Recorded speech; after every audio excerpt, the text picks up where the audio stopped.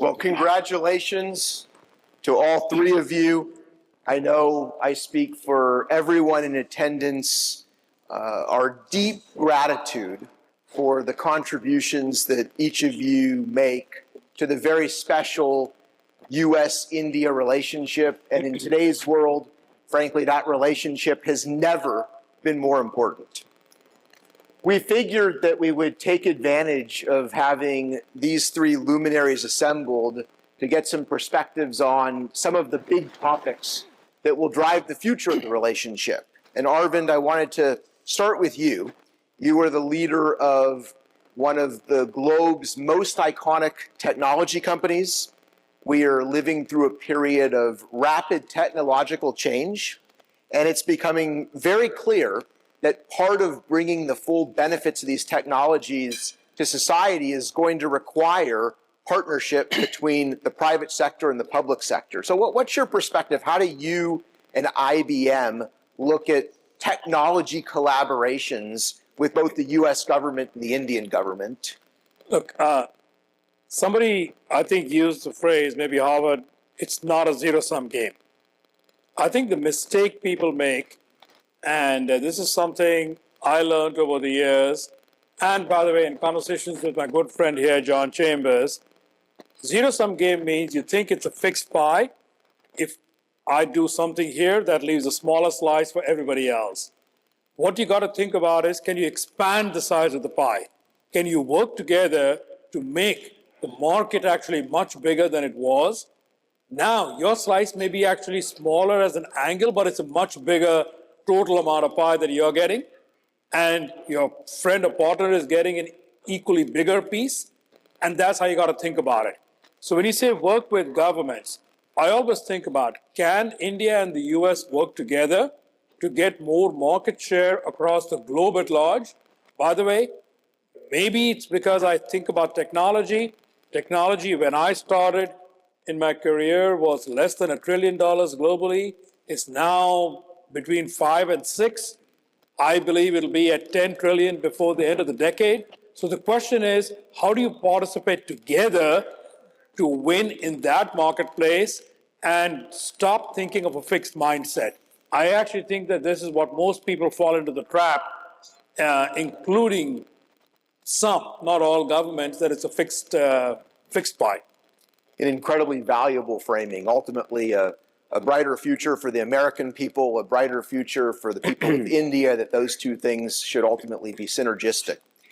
Kumar, that's a remarkable statistic that you are the leading Indian investor into the United States. And so you are probably uniquely positioned to share some perspectives with this assembled group on the confidence that you have in the United States as an investment opportunity, your perspectives that have led you to invest disproportionately here. So, like I said in my remarks a little earlier, we started our investment through acquiring a company called Novelis about 17, 18 years ago. Novelis was then a loss-making company. Therefore, there was a whole process required to turn it around, which meant we required the support of local governments. We're present in 15 states, so that's saying a lot.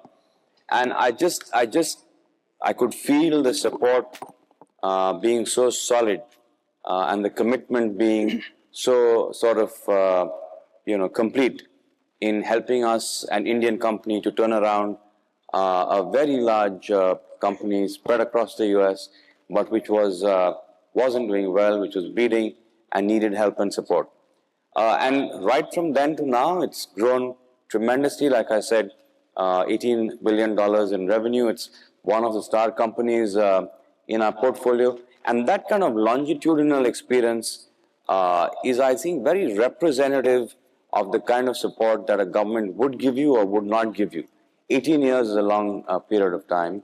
We also acquired another company called Colombian Chemicals that makes carbon black. Carbon black is used for tires and all things black. And again, it was the same experience. I think that we got great support. And I think what people like us in industry look for is stability. And what we look for is transparency.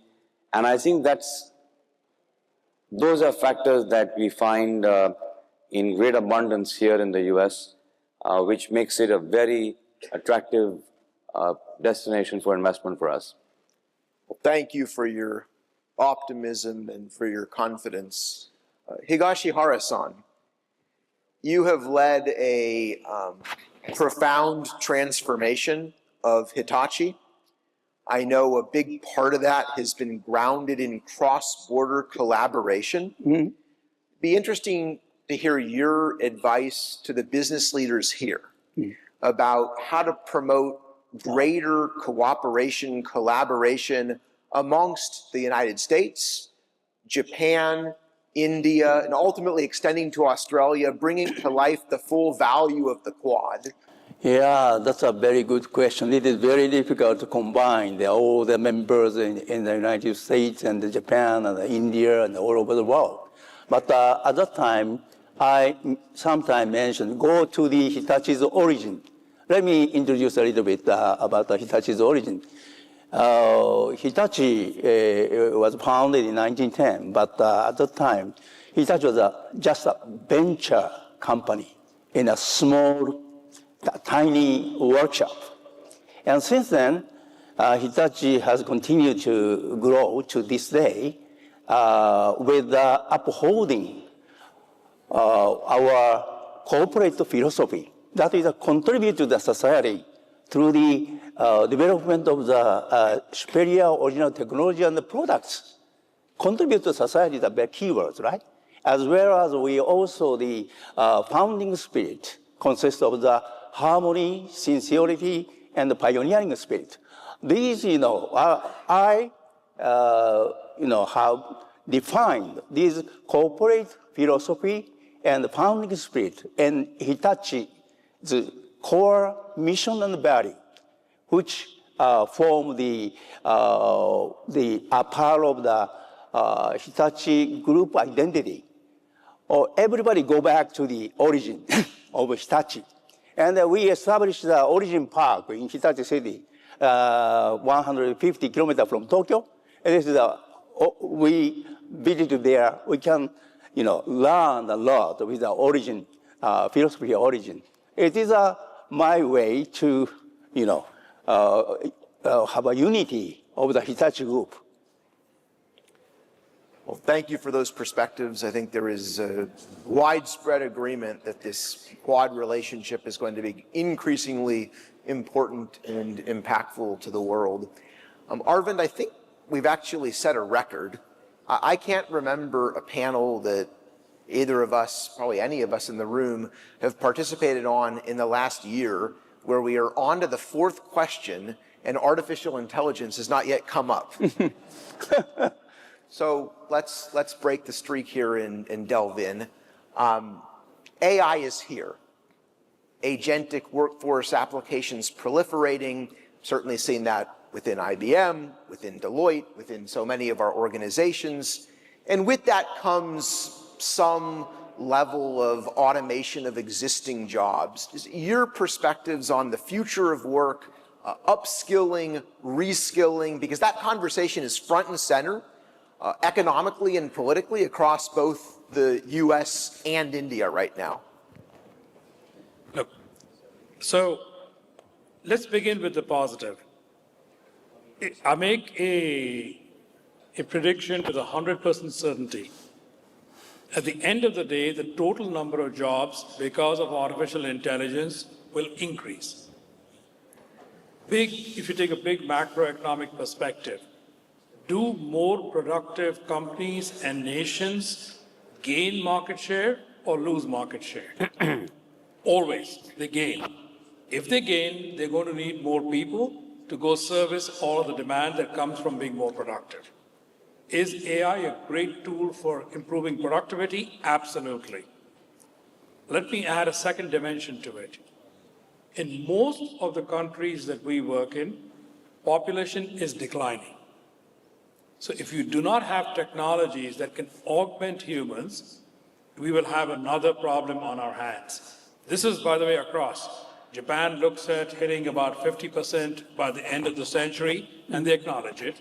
Korea, same thing. China is actually worse. I think China is down by 60% by the end of the century. Most of Western Europe is declining. The United States, if you take immigration out, is actually declining. India has now reached flat. Working people will still increase for about 10 years, but then you're going to need technologies to help augment humans to maintain and improve GDP and our standard of life. Now, to get a bit more real, will there be some job displacement? Possibly. But we are talking about 4, 5, 6, 10%. If we all step up to upskilling and reskilling, that's incredibly easy to take care of. People forget that about 60% or 70% of all jobs are not going to get taken or touched by AI because there is human interaction, there are frontline jobs, there are lots of things for which machines will be a lot more expensive than it appears right now. None of those are going to get touched. I will call it, the reason I think for all the angst is this is the first time that the lower end of white-collar work is being attacked. Blue-collar work has been attacked by machines for 100 years. You can go back to the power loom and think about it that way. So that is why I think the angst. But I am 100% positive. I'll give you our numbers. I've been pretty vocal in the press that we took between 6,000 and 8,000 jobs out because of AI and automation. But our total employment has increased. I just want to be clear. And so that is what we all face. And then it is on us to upskill and reskill our people so they actually are the most likely to get those other jobs. It's an incredibly important perspective that ultimately you can boil down so many of society's greatest issues right now to productivity. Productivity is the solution, and ultimately AI is the great productivity unlock. Kumar, India has now emerged as the world's fourth largest economy, over $4 trillion of GDP. You talked a few minutes ago about the huge investment opportunity in the US. Can you share a few thoughts around the opportunity in India and some of the advice and perspective you'd have for global investors? So, like you said, we've just surpassed Japan to become the fourth largest economy in the world, which is just a testament to how fast and how consistently the economy is growing under the Modi dispensation. Lots of new opportunities, basis trends on the ground that have been stronger than ever before. One is that you're seeing a big shift from the informal to the formal economy. So when I say informal, I mean cash, I mean not structured. We're now talking about structured, digital, formalization in every way, which throws up new opportunities for people like us. For example, real estate. Just 4 years ago, only 2% of that sector was formalized. Today it's 20%. Another 5 years, it's going to increase to 40%. We therefore now have an opportunity as a business house to play in that sector, which means there's a new opportunity open to us that didn't exist before. The same with paints. As a manufacturing and a marketing business, we forayed into paints a year and a half ago. We've put up 6 plants across the country, in different parts of the country. We have in one fell swoop become the second largest producer of cement, of paints in the country, and this is an industry that's been around for 3 or 4 decades. We've reached out, connected with 30,000 dealers. We are present in 6,000 towns and cities. These are things that would not have been possible for corporates like us to do if the economy had remained unstructured, driven by cash, so on and so forth. Infrastructure is another huge bet. Our road network, not many people might know, is the second largest after China in the world. Our infrastructure has grown tremendously. Our rail network has grown 4 times in the last 5 years. Our power generation capacity has grown by 90%.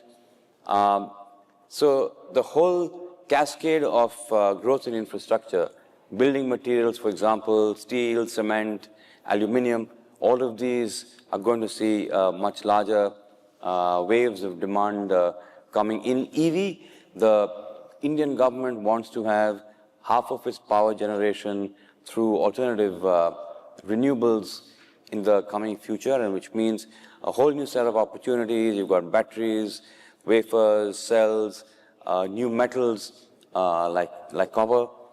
And the last big trend is that we're going to have soon 1 billion people in the working force in India. And it is also going to be the youngest working force anywhere in the world. Think about the buying capacity that's getting added, and as incomes go up, you reach a point when the economy starts to take off like never before.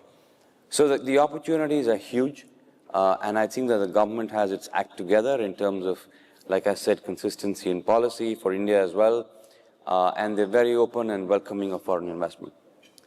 Extraordinary growth opportunity. Let's close out, Higashihara-san, with your perspectives. Hitachi has had such a long legacy of partnership in India. What would you add to the opportunity set that you're seeing in terms of future collaboration and opportunity in India? Hitachi started the Indian business in 1933. And Hitachi established the Mumbai branch. It is the first overseas branch. It is in 1933, in 1930s. So we are very interested in the Indian business. But at this moment, total revenue Hitachi has just 1.6 billion, very small, 1.6 billion. But we have now 40,000 employees in India. Totally, 65, Hitachi total revenue is 65 billion US dollar globally. But total employees are 280,000. How big in the Indian people, right? 40,000. That because India is a very great talent, especially in the digital. So, as you know, Hitachi, Global Logic joined the Hitachi Group. And the other time, the Global Logic is a digital powerhouse. Had the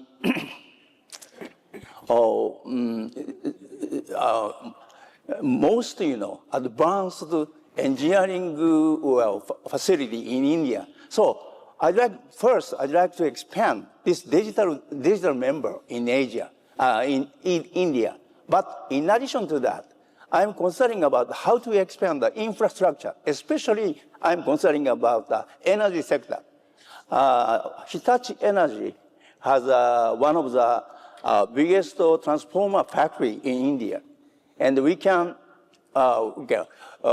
expand this kind of power grid, high voltage direct current system, and we'd like to contribute to the infrastructure of the such a power grid system in India.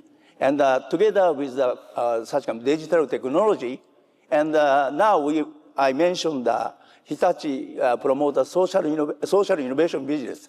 Social innovation business is that they provide intelligent infrastructure by using digital technology and improve the quality of life. So, in that sense, we can monitor the power grid status by gather the data. We can predict what kind of failure occurred in the future. In such an intelligent infrastructure, we'd like to provide digital and infrastructure. This is my, future, investment in India. Well, my thanks to all three of you for the insights and the optimism. And frankly, my takeaway here is that the future of the U.S.-India relationship is in very good hands with the three of you engaged. So if you could all please join me in one final congratulations for the honorees. Thank you. Thank you.